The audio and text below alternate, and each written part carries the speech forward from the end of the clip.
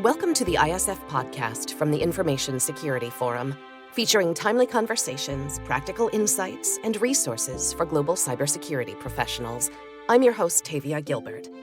Our Season 6 theme is Disruption. And today, ISF CEO Steve Durbin and I discuss a paper on global cyber crisis. This is a paper that the ISF wrote for the Astana Club, and as we mentioned in the last episode, Steve is a regular contributor. Last week, we talked about how most governments seem to be struggling with how to rein in big tech companies in order to protect their citizens' privacy. And then there are cases like China, where tech is being used to bolster their authoritarian government. Today, we focus more on cyber attacks by both state-backed and independent actors. Steve, as we discussed last week, the COVID-19 pandemic gave an unprecedented impetus to the global digitalization process. During periods of total lockdown, the digital space made it possible to preserve the functionality of the global economy, but at the same time, it significantly increased our dependence on processes in the virtual sphere, and that has big repercussions. Is that accurate? Yeah, that's right, Tavia. And as you and our listeners know, that addiction breeds vulnerability. During the pandemic, the massive digital transition led to a parallel increase in cyber threats. This dangerous trend is superimposed on the problem of the absence of any generally accepted rules of conduct between states in global cyberspace. And as a result, this year, 2021, and I think certainly beyond, we are moving closer to a global cyber crisis. I understand that in December of last year, there was an incident with the Sunburst virus hacker, and that attack became widely known. And as a result, the attack, which has already been referred to as the largest in the history of the United States, more than 40 key government agencies in America were affected, including the Department of Commerce and Energy, the U.S. Department of State, and a number of important research centers. Yeah, certainly that attack showed the potential scale of modern cybersecurity threats. And this is, nothing new to our long-time listeners. At the ISF, we've been talking about this sort of nation-state cyber threat for a very long time. What's interesting here, though, is that the hackers didn't act directly by attacking US government facilities, but through the so-called supply chain of software provided by SolarWinds. As a result of the hacker attack, about 18,000 of the company's customers were affected, 80% of which are located, as you pointed out, in the United States. In general, the active transition to the online sphere during the pandemic has spurred a somewhat unprecedented increase in cyber incidents around the world. In April last year, 2020, the FBI reported a 400% increase in cyber attacks in the US. And similarly alarming statistics were provided by Interpol, which identified more than 200,000 incidents in 80 countries up to May 2020. You and I have been in conversations now for years, and when we began... God knows we have, yes. I know. I'm not editing that out. And when we started our conversations all those years ago, they were so grim and grave and seemed enormous. So the fact that cybercrime is only exponentially increasing is pretty intimidating. And that cybercrime has tremendous financial impact on private businesses and on governments. I think that's right. I was thinking about this just the other day. I think we've moved, and this, I would include breaches in this, so not just cybercrime, but also breaches. We've moved to a point, I think, where it's just part of life.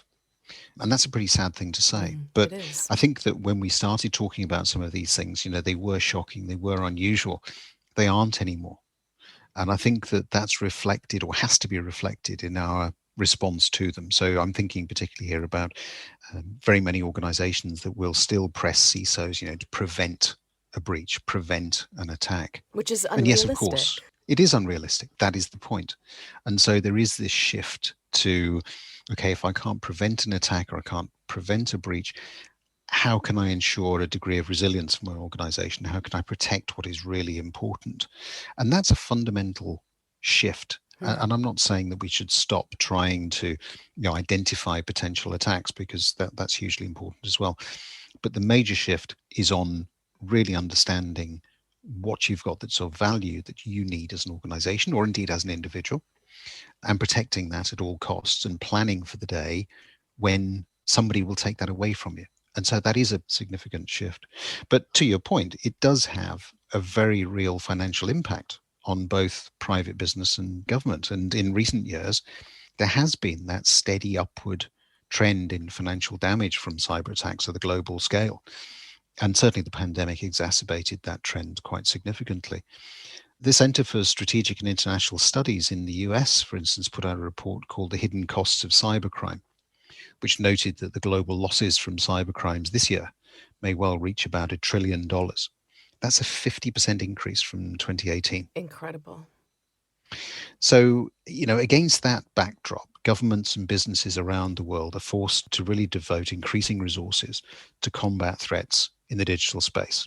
According to Gartner, by 2022, the global information security market will have reached a record of over $170 billion. That's in direct response to the sorts of things that we're talking about. And technological advances, especially in the field of new digital technologies, are going to be driving and exacerbating threats in 2021 and well beyond, right? That's right. Yeah, absolutely right. The first nation state to develop technologies such as 5G, AI, robotics, and quantum computing in particular will gain unparalleled economic, social, and military advantage over rivals. And it almost goes without saying that organizations involved in the development of these technologies will become highly enticing targets for nation-state-backed espionage. Let's look at each of those areas a bit more closely, starting with 5G. The next generation of 5G networks will allow faster transmission of huge amounts of digital data, but that's a double-edged sword because it will also simultaneously increase the risk of losing all that data in a cyber attack. Yeah, that's right.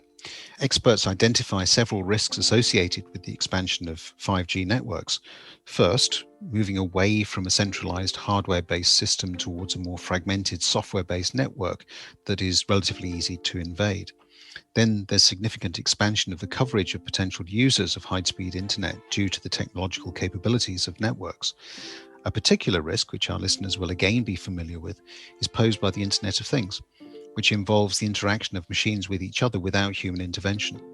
And then finally, expanding network bandwidth also will create additional opportunities for potential attacks.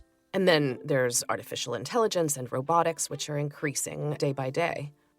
Yeah, the expansion of the use of things like automated control systems in various fields, including in the military, carries significant risks to security. AI technologies can equally be used by hackers to autonomously hack systems. AI computational algorithms that operate autonomously and with minimal human intervention make it nearly impossible to identify the hackers who initiate an attack.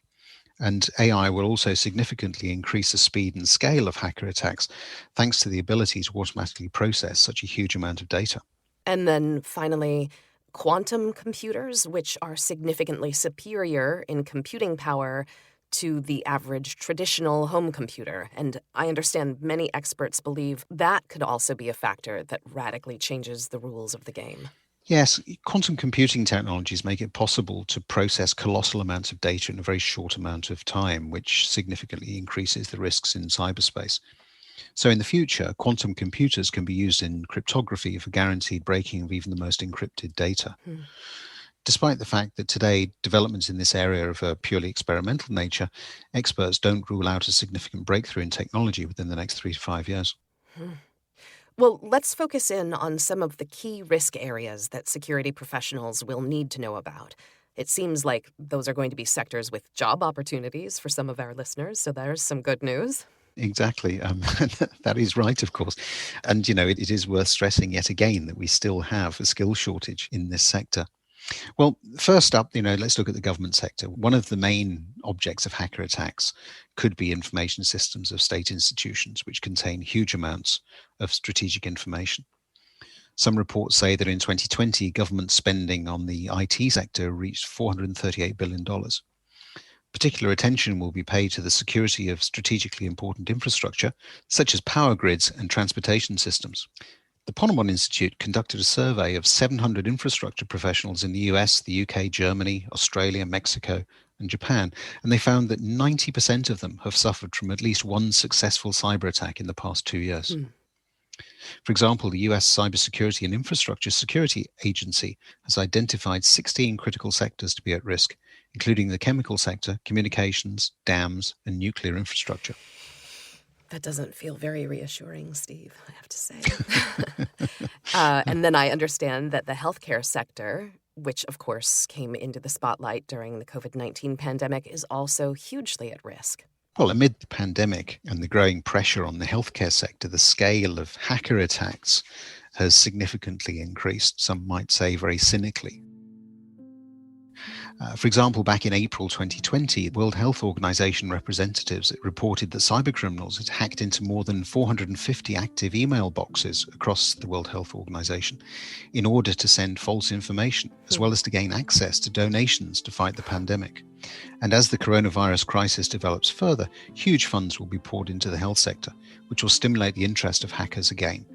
And then, of course, there's the financial services sector.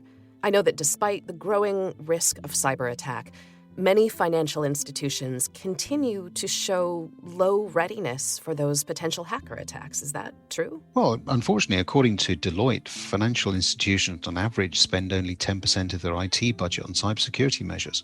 In early 2020, the Federal Reserve Bank of New York conducted a study on the threat potential of cyber attacks for the US payment systems. Simulations have shown that a successful cyber attack on only one of the 5 largest US banks can bring to a halt up to 40% of the country's payment system. Wow. And of course, as demand for online financial services continues in 2021 and beyond, the risks of cyber attacks in the financial sector should be expected to increase globally. So really more needs to be done to protect the financial system as the linchpin for the post-pandemic economic recovery against cyber threats. Over the past few years, the G20, the G7, the IMG, and others have launched important initiatives that can serve as a starting point for a more coherent international approach to tackle this collective problem. Yet the current efforts remain highly fragmented and siloed across government agencies, central banks, and industry, without a clear organizing principle or clear division of roles and responsibilities globally. Your mention of the G20 and G7 is a good segue into our last area of concern, which is the geopolitical dimension of the cyber crisis. The rapid development of cyber attack technologies is being pushed by the growing geopolitical competition between key world powers, primarily the US and China, correct? Exactly. And it's against this background that the absence of uniform rules and standards in the system of global cyber governance creates many serious risks and threats. The potential scale of cyber attacks was clearly demonstrated back in 2009 when the computer system of Iran's nuclear program was infected with the Stuxnet virus. This was the first time a cyber attack caused physical damage to a strategic nuclear infrastructure. Against the background of increasing geopolitical tensions, the risks of cyber aggression at the state level are significantly increasing, which could at any time transform into a full-fledged conflict. Obviously, cyber warfare is a relatively new phenomenon, and I understand there are enormous difficulties in responding adequately to it. Yes, there are, but there's 3 in particular that I'd like to mention. First, it's often extremely difficult to track down the initiator of an attack and prove that a state is involved in cyber aggression. Secondly, the criteria for classifying cyber attacks as an armed attack have not been developed. And so universal principles for investigating cyber incidents haven't yet been formed. And finally, cyber attacks are the most effective asymmetric option of deterrence, which doesn't require significant financial cost in comparison with traditional types of weapons. So the lack of basic rules of conduct in cyber warfare and the low threshold for unleashing it pose significant risks to global security. And at the same time, the cyber capabilities of states for carrying out attacks in the digital sphere are beginning to play the same significant role as traditional military power tools. As that sunburst incident showed, cybersecurity issues will play an increasingly critical role in the development of relations between Russia and the United States, since the U.S. believes that Russia was responsible. And I've read that this is something that President Biden and Putin actually discussed at their June meeting. Well, it seems unlikely that the Americans will let the sunburst attack go unanswered. How they answer it, though, is the real question here. Another area of growing cyber risk for me, is the Middle East, where large-scale cyber operations can be directed against Iran. Moreover, it can't be ruled out that Tehran itself initiates cyber attacks against the United States and its allies in the region. So in 2021, we may well see new cases of the use of cyber weapons on an even larger scale than before. Well, that would be just a delightful follow-up to the wonderful year that was 2020, wouldn't it? I know that you have some conclusions with a couple of different scenarios in the paper that you presented to the Astana Club. You have a baseline scenario and a negative scenario, and I guess a positive scenario was just too much to ask from the security industry. Is that why you left that out? Did the paragraph drop off? Or I think you've got to be realistic. I think the baseline is probably the more positive, and then the other is a worst case scenario. So, because you have to be realistic. So, in the baseline scenario, the world should certainly expect a further increase in cyber attacks capable of temporarily disrupting the activities of key infrastructure facilities, and I would say that's in healthcare. I would say it's in finance, defense, and energy. But the damage will be limited, which will not allow the situation to get out of control and lead to violent retaliatory actions in the physical rather than the virtual dimension. And we saw one of these not that long ago with the attack on the Colonial Pipeline, for instance, in the United States. At the same time, the rise in cyber threats will stimulate appropriate coordinated responses, including broader investment in cybersecurity. But the interstate cooperation in the field of cyber threats will continue to remain hostage to geopolitical competition, which will not allow the development of common rules and reduce the level of risks. And that's the real tragedy in this. Then there is the negative scenario, in case you thought that was it. I did not. The main condition for the pessimistic scenario to come true is a sharp increase in geopolitical tension between rival powers, which may lead to the start of large-scale cyber attacks at the state level. Situations around the Iranian, North Korean nuclear programs can become potential lines of conflict. However, a more serious challenge to global stability will be a possible cyber crisis involving several major global centers of power, including perhaps the United States, China, Russia. In this case, it will be extremely difficult to predict the trajectory of the crisis development as well as its potential consequences for the global security system. In a full-scale cyber war between global powers, the world community may face an unprecedented crisis that can not only paralyze a significant part of the world economy, but also put the world on the brink of a very real conflict. Now, that's a very bleak and, as I say, very negative scenario. I think, we write these things right at the start of the year. I think that, with the benefit of looking at this, here we are in July, the possibility of that negative scenario coming back in 2021 is diminishing.